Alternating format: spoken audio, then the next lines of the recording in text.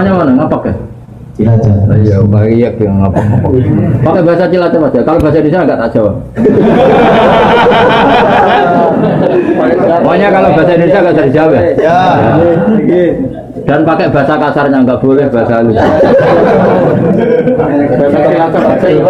Kepriben lah, betul. Kepriben. Cerita sewe. Kepriben.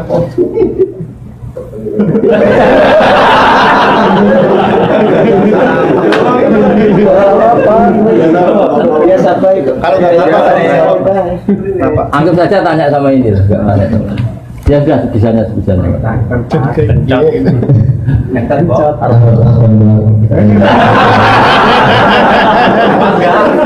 Ya, wis oleh ana.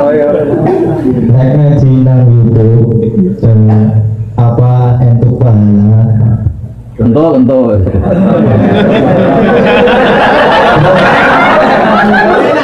Apa sanatnya bisa nyambung? Bisa. Sanat itu gini loh ya. Saya sering dapat pertanyaan sama dari Cilacap. Siapa namanya? Gunawan. Oh bagus. Gunawan tuh manusia ada gunanya. Iya kan? Orang kaya jutawan kan gitu. Tukang pewarta hartawan. Tukang ada gunanya. Maka kalau nyuruh sama ini gunanya banyak. Ya semuanya yang nyuruh pakai ini aja. Pasti gunanya banyak. Jadi orang kalau kaya jutawan, pewarta hartawan. Ya. Kalau orang kelayaban bisa lawan wisata, tukang kelayaban kan? Jadi apa? Lawan. Kalau banyak gunanya? Gunawan. Kalau banyak masalah? Masalah. Begini ya, jadi ngaji saya di YouTube itu dari awal sudah saya ikhlaskan lillahi. Dan otomatis secara sanad itu tersambung.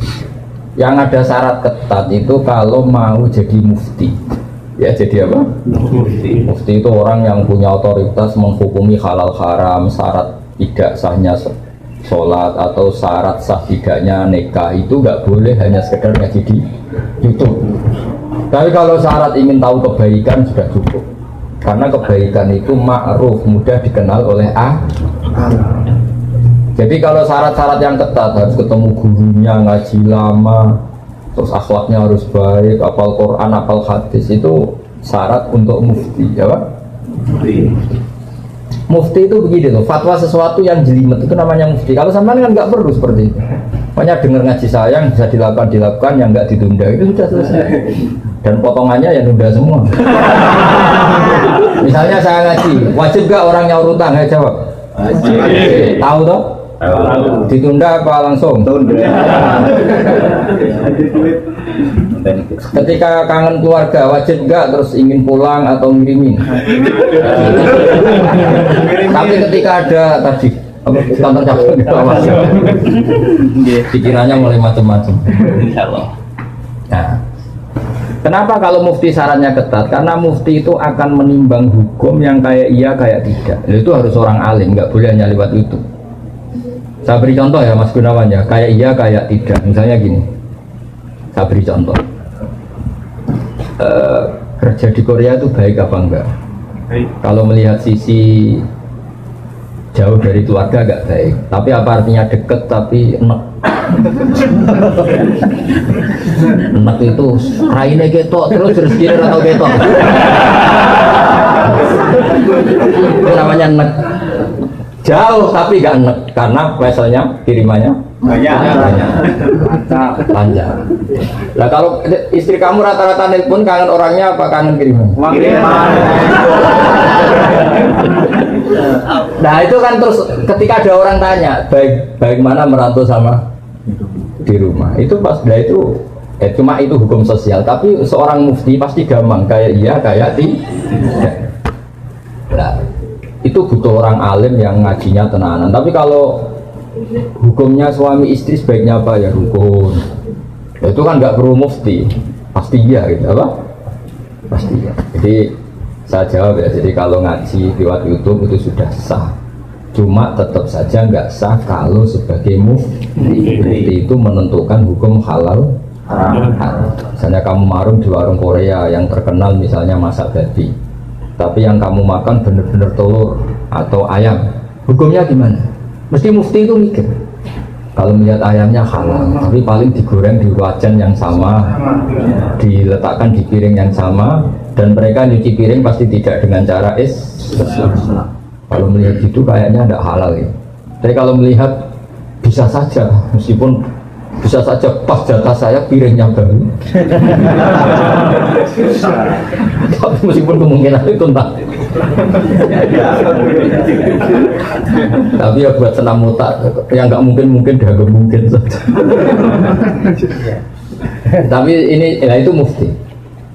Misalnya sholat pesawat hukumnya gimana? Kalau melihat waktu sholat ya harus sholat. Tapi melihat kalau kamu sesuci misalnya, sesuci di pesawat itu wudunya kira-kira sempurna enggak? Buatan kan? Kalau sempurna dimarahin awak apa? Kabin. Setelah wudhu tidak sempurna kira-kira tetap wajib sholat apa enggak? Mesti jawaban pertama wajib.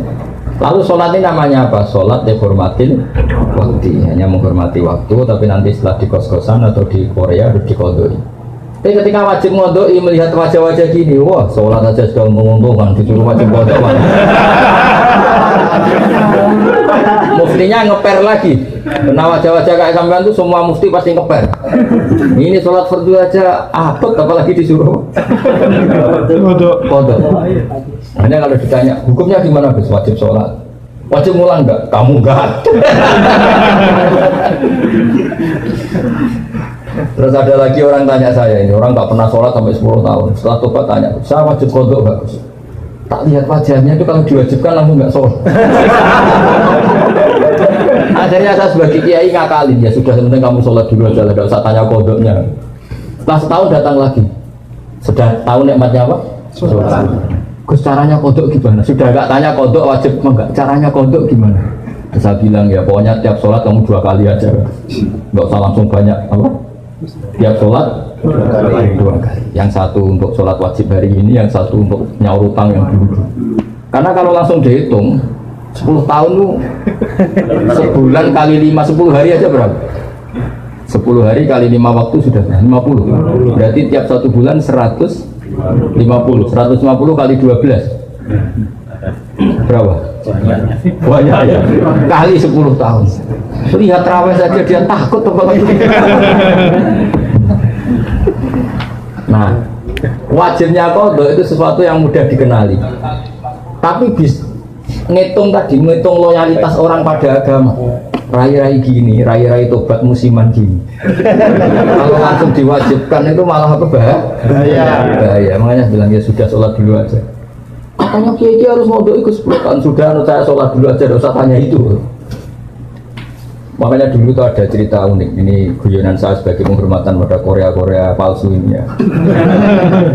Itu ada kiai itu kan rata-rata anaknya cantik. Kalau anaknya tidak pati cantik, ya rapati kiai. Kiai betul itu rata-rata anaknya cantik. Karena istrinya rata-rata ya cantik.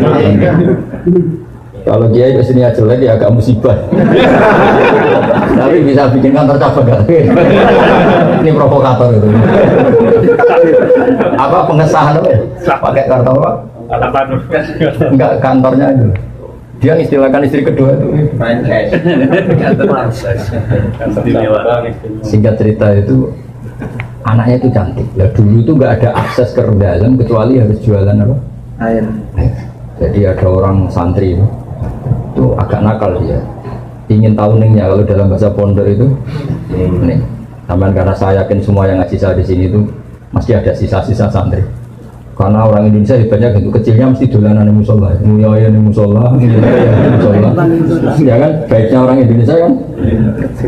Iya kan? Karena rata-rata kita pas kecil itu kan nyon sewu miskin, yang ada jeding itu di musola. Sekarang keluarnya tamer-tamer di Indonesia ke saya gitu, semenjak masjid bagus, kamar mandinya bagus. Kadang orang mau ke masjid itu bukan karena ingin jamaah, kudu ngising di rumah lari ke masjid. Ya kan sekarang banyak enggak? Banyak karena kamar mandi masjid lebih bagus. Yang parah kalau mau tidur Kang Ali, di rumah enggak ada AC, enggak ada kipas angin. Kalau ngantuk ke masjid, kipasnya dinyalin. Di daerah kamu ya gitu. Di sini. Di kos-kosan nggak ada kipas, di sini masjid ada. Ada sih, malah sih. Itu mau itikaf kok mau nikmati hidup. Nikmati hidup. Ya alhamdulillah kok Allah nggak apa-apa lah. Dekat masjid sudah baik. Meskipun niatnya tidak baik, semoga tetap apa? Singkat cerita dia itu pura-pura jualan apa?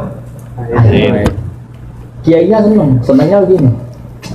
Ben baru kayak anakku disenengi, banyu murah soalnya. Kiainya wali, jadi tahu kelakuan tadi santrinya tadi di Barno, biarin dapat air murah, loyal. Lama-lama dibilang gini sama Kiai, kamu seneng sama anak saya? Iya Pak ya.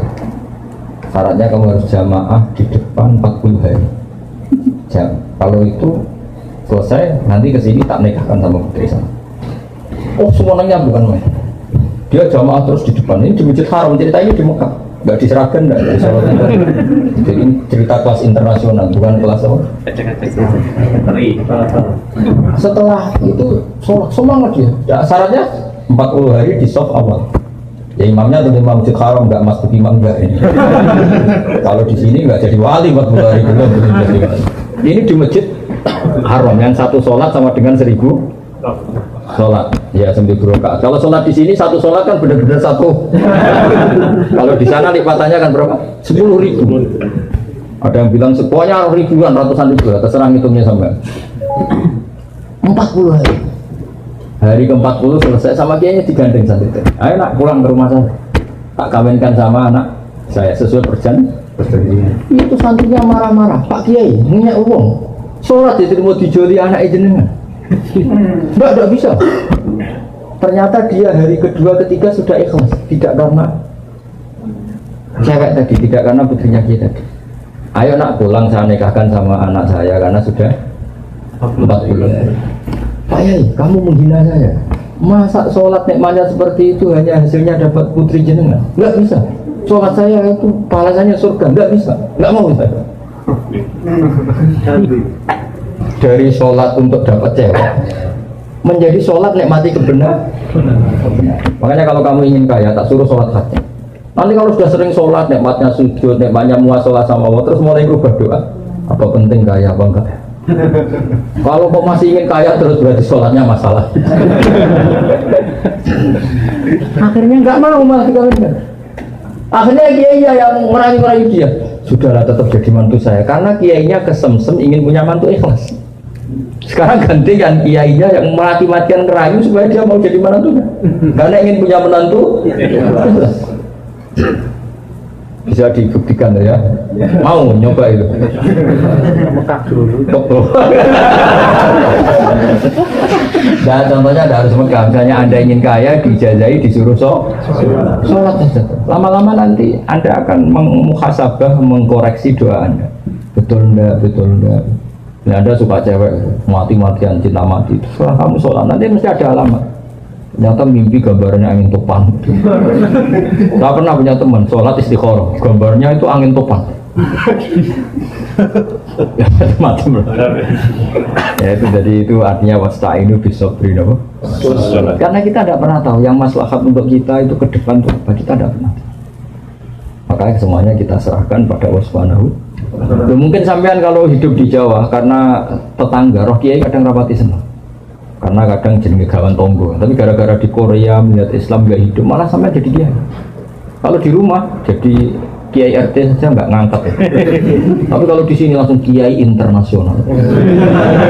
Iya, kalau kiai di Indonesia namanya kiai lokal, kalau sudah di sini Roisab. Jadi itulah hikmah yang dikersakkan Allah Subhanahu.